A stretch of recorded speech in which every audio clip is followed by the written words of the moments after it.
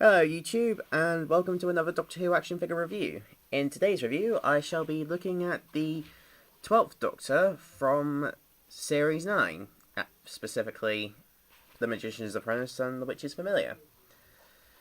So, let's go into the articulation then. So, the head can turn, the arms ball jointed, so they can go out and swivel. The elbows can swivel. Sorry if you can hear some background noise, that's just my family. The elbows can turn, and the wrists can move 360. Can't seem to. Oh, the waist can move.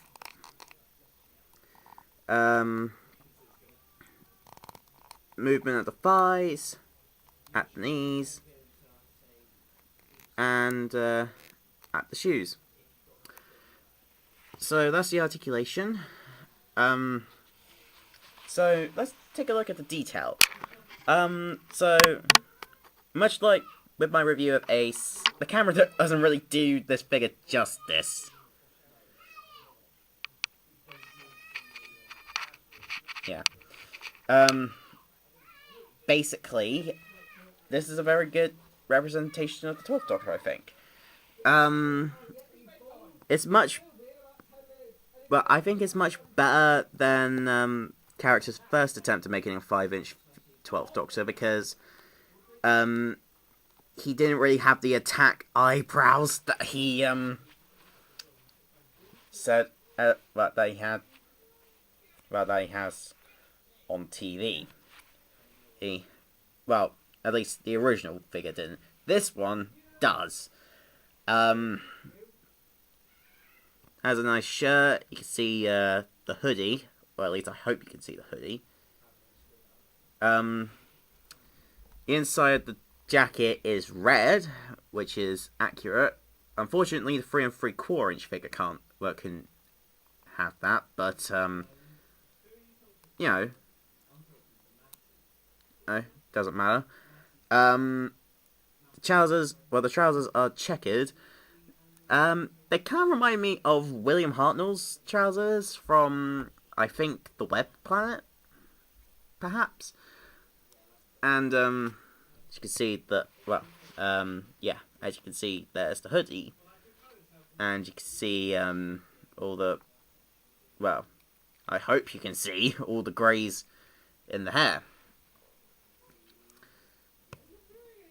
So yeah, I think, well, I like this figure. I thought, basically, since, you know, Pierre Capaldi's time is nearly upon us, I should at least invest in when one of his action figures for my 5-inch collection. And, you know, probably going to invest in the 13th Doctor when he/she comes out. Oh, right, I've said it before, and I'll say it again. I don't mind it being a woman, mainly because nowadays it's basically free game. And hell, the Doctor might even become a transgender. Imagine that. Not that, you know, there's anything wrong with that. Hope that's not patronising.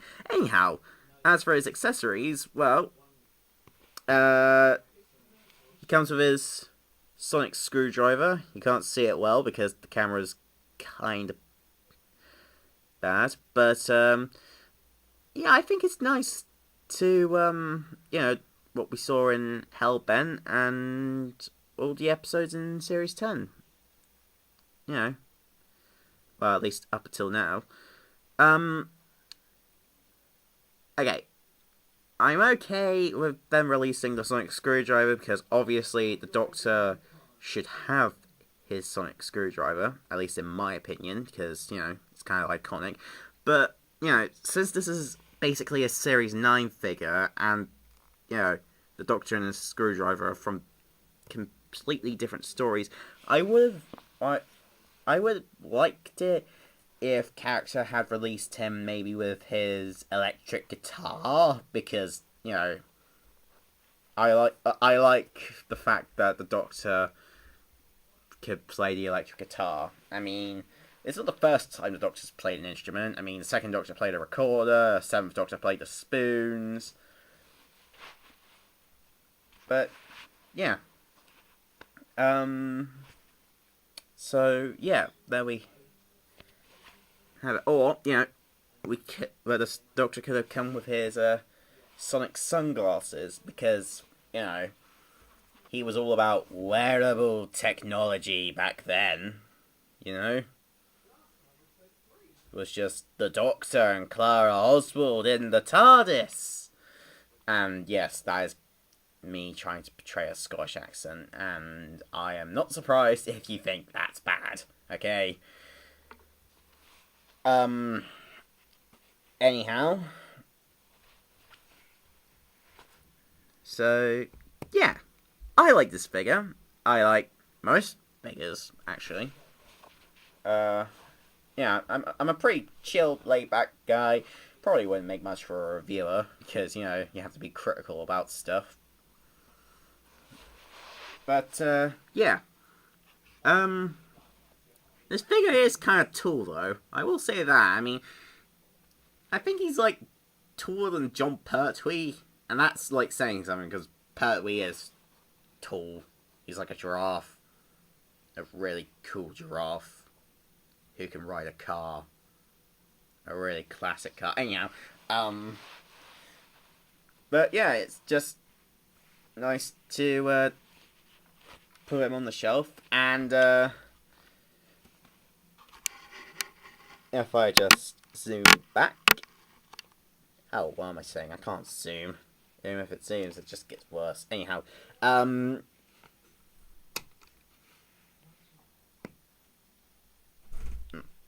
on. Okay, so if you're wondering why I am displaying him next to First Doctor monsters, technically, okay, you can basically make this your 12th Doctor set, well, your 12th Doctor collection, because the Dalek, this Dalek, okay, apart from apart from the whole blue iris thing, the Dead Planet Dalek was actually in the Magician's Apprentice and the Witch's Familiar, and as well as the Emperor's Guard Dalek from Evil of the Daleks, a Special Weapons Dalek, a Destiny of the Daleks Dalek of all Daleks, and alongside all the Gold Daleks and the Red Supreme one, which I love. And as for the Cyberman, well, since, the Mondasian Cybermen, as they're now being referred to in Doctor Who, hell, the Doctor even says it, since they're coming back, I thought, it'd be nice to gift the Doctor a Cyberman to fight, because character can't release a 5.5 inch new series Cyberman. The Nightmare and Silver ones. Or, if you guys don't like that story, I guess you could call them Dark War and Death in Heaven Cybermen. Or I guess now they're referred to as... You know what, never mind. They're Nightmare and Silver Cybermen. They're Iron Man style Cybermen. Literally, they look like they can... But you could probably swap an Iron Man head off with a Cyberman head, and you get the Mark 53 Iron Man. I don't know how many suits Iron Man has. It's kind of him. Yeah, he makes he makes a lot. Okay, seriously, how many suits does this guy need? Anyhow, so yeah, that's the 12th Doctor figure. I recommend getting this guy, or, the one from Under the Lake / Before the Flood.